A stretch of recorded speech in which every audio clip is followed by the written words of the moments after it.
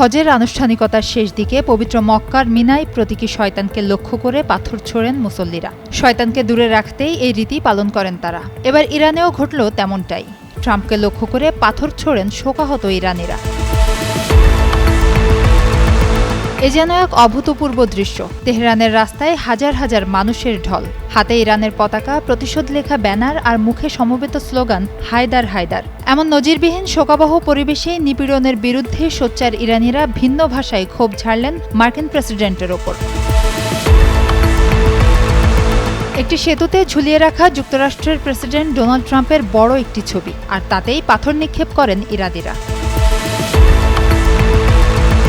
বিশ্লেষকদের মতে এই প্রতীকী প্রতিবাদ মূলত যুক্তরাষ্ট্র ও ইরানের দীর্ঘদিনের বৈরী সম্পর্ক এবং সাম্প্রতিক সংঘাতকে কেন্দ্র করে জমে থাকা জনমতের প্রতিফলন। অনেকের বিশ্বাস, খামেনির বিদায়ের এই অনুষ্ঠান কেবল একজন নেতাকে শেষ শ্রদ্ধা জানানোর মধ্যেই সীমাবদ্ধ ছিল না, এটি ব্যাপক অর্থে ইরানের রাজনৈতিক অবস্থান ও জাতীয় অনুভূতিরও প্রকাশ ঘটিয়েছে।